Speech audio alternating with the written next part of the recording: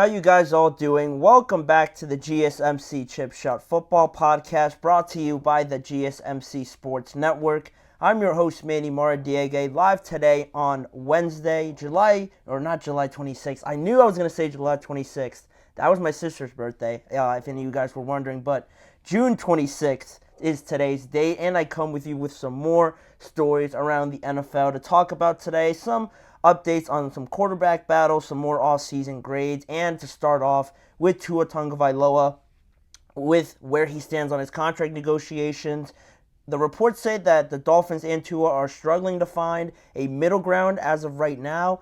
We're getting closer to training camp, so we'll talk about what that means for Tua and what specifically is being said about those negotiations. Then, like I mentioned, a quarterback battle update in Las Vegas this time, talking about Aiden O'Connell and Gardner Minshew. Who has the upper hand up until this point, and is that the right choice, in my opinion? And also some more off-season grades, this time in the NFC South, to go over the Saints, the Panthers, the Falcons, and the Tampa Bay Buccaneers, and all their transactions this offseason. Plus, so much more on today's show. Before I get started, I wanted to remind you guys, if you have any questions or comments, to use the tip and donations link, GSMCPodcast.net. By using that link, I'm able to see your question or comment. I'll read it on air, and that way get your guys' thoughts and perspective on anything I say or on any of the topics on today's show. It's a massive help for this show and also the network, so please, if you guys would, use the tip and donations link with any of your questions or comments. But like I said, we're going to start off right off the bat with one of the more important negotiations, one of the more important sagas in this offseason with Tua, trying to find a contract extension, trying to get something done here with the Miami Dolphins. Tua so far was in and out of the voluntary workouts through OTAs and all the other ones before that. And it surprised people because the fact that he was even there sometimes during the voluntary practices surprised a lot of people, just because that isn't the typical action that you do when you're trying to really work out one of these massive contracts like most quarterbacks do, or the wide receivers that we see in this offseason. Usually they don't show up if they don't have to be there, but Tua went a step above, went out of his way really to go out there, show that he's there.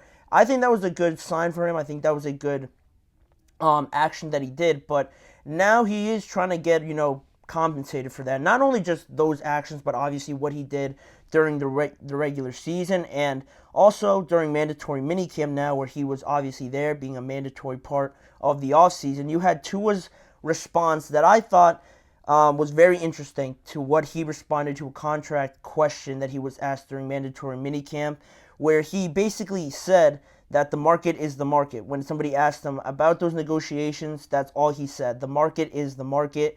And from what you can pull from that, you can see where he feels that his value is, right? You don't say the market is the market if you don't think you're worth what some of those top guys have just gotten. Most recently, Jared Goff and Trevor Lawrence, right up there near the top. Trevor Lawrence tied for the highest paid quarterback in the National Football League. And Tua clearly feels that he should be up there.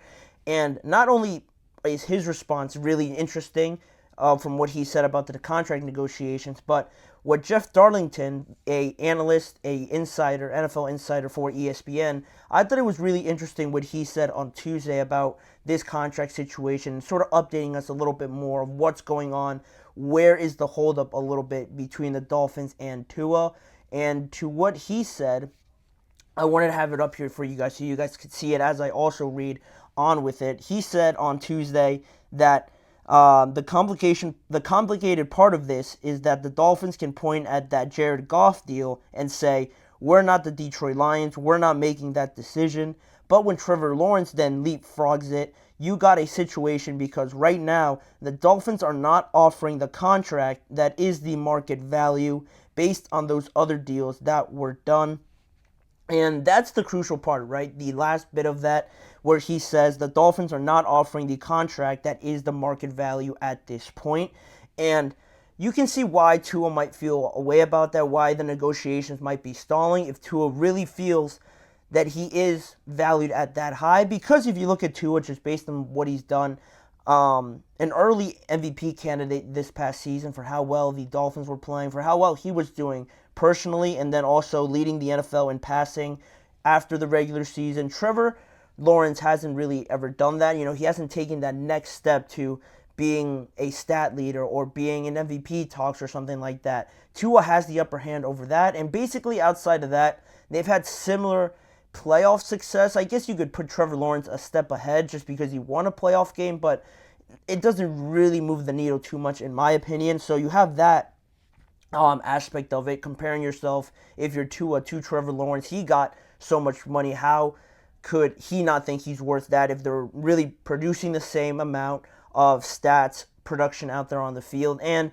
Tua has been in those conversations, like I mentioned before. But Jeff Darlington continued on in his statement on NFL Live on Tuesday, and he said, based on my conversations, they are not in the Jared Goff and Trevor Lawrence ballpark. And that to me speaks volumes on where the negotiations are right now.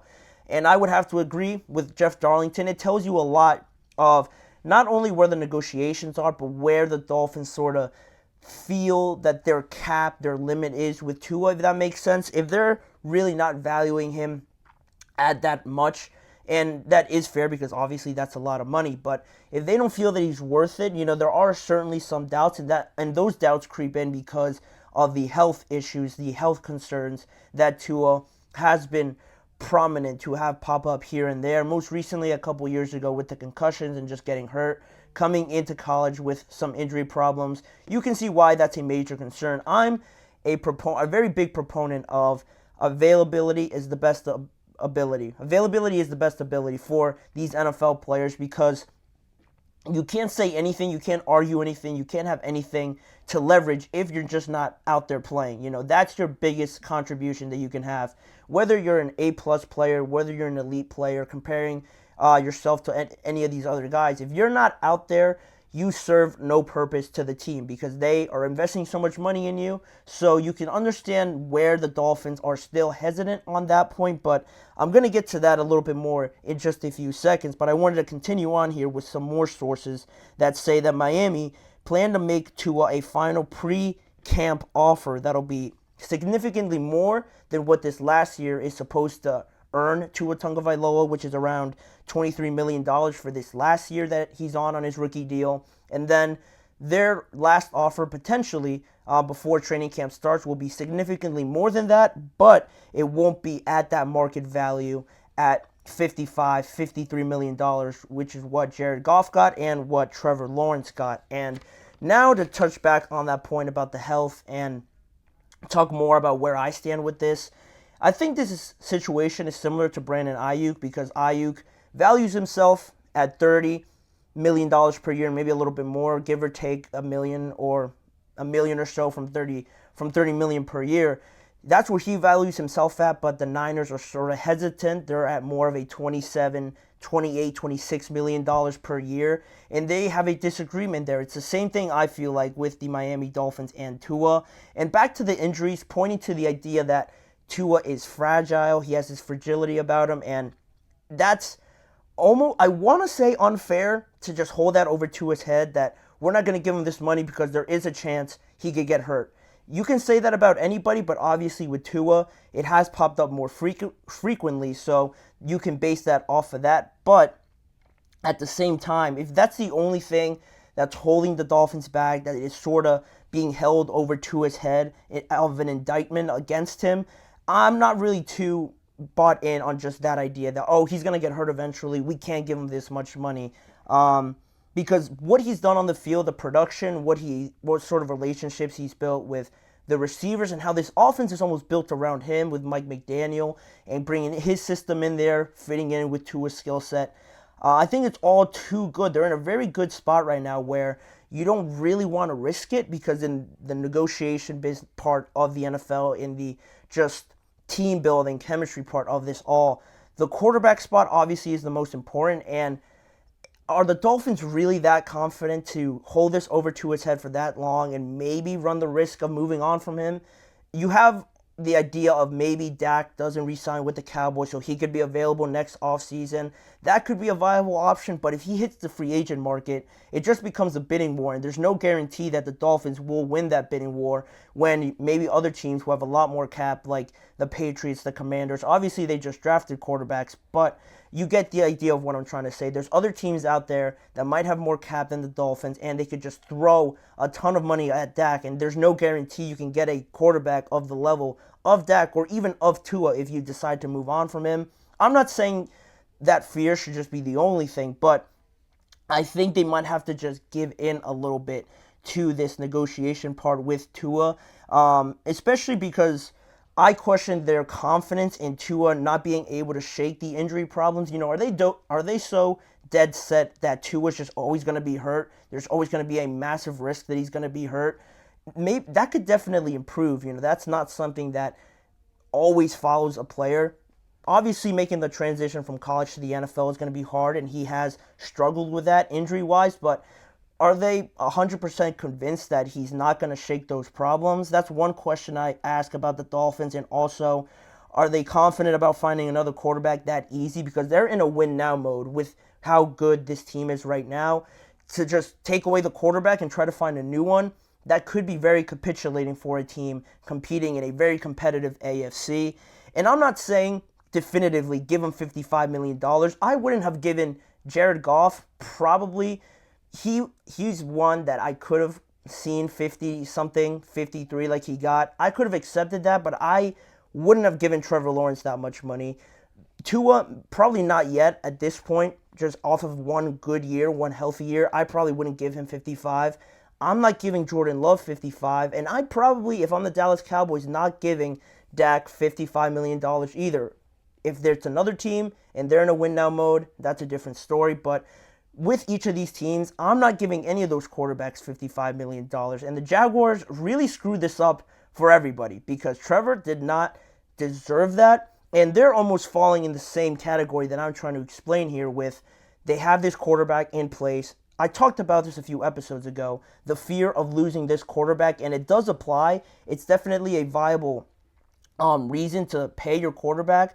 But I think they just overdid it at some point, and I don't know, you can't just always find another quarterback out there on the market like I just said, but 55 for Trevor, at one point do you really realize that, am I giving up too much here just to not try to find another quarterback? And it's the same with Tua after one good year, but the difference is there that we've seen more out of Tua, I believe, than we've seen out of Trevor. The fear of losing Trevor, he is a decent quarterback. I'm not saying he's awful, like bottom 10, but from what you see on the field, the production, and what you saw from Tua, Tua has definitely done more, and he, to me, is more worthy of a higher contract than Trevor. But because the Jaguars overspent on giving Trevor this massive contract, now Tua has a very good reason to think that I've done more, arguably, than Trevor Lawrence at this point. Why can't I earn that much money?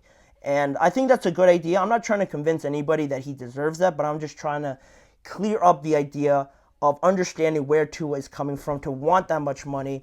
And I think he has good reason to want that much money, just compared to Trevor and Jared Goff there a little bit. But I think if this doesn't improve, and from what we've seen how this has developed up until now, close to training camp, I'm starting to feel a little bit more like he could hold out at this point, more so than before. But that's where I'm feeling. It seems like it's taken a little bit of a negative turn just about with this whole contract negotiation. But I don't know. That's where I stand with it. I hope that it gets done because I think the Dolphins would really screw this up if they just messed with the flow of the offense, messed with the flow of the team. If they didn't re-sign Tua, because again, there's no guarantee you find another great quarterback on just the market just in the next year. But that's where we'll leave that topic. A very interesting one that I know I'm going to touch on more as we go through this offseason. But in saying that, we're going to go into the first break of the show. And when we return, we're going to talk about a quarterback battle in the AFC West with the Las Vegas Raiders.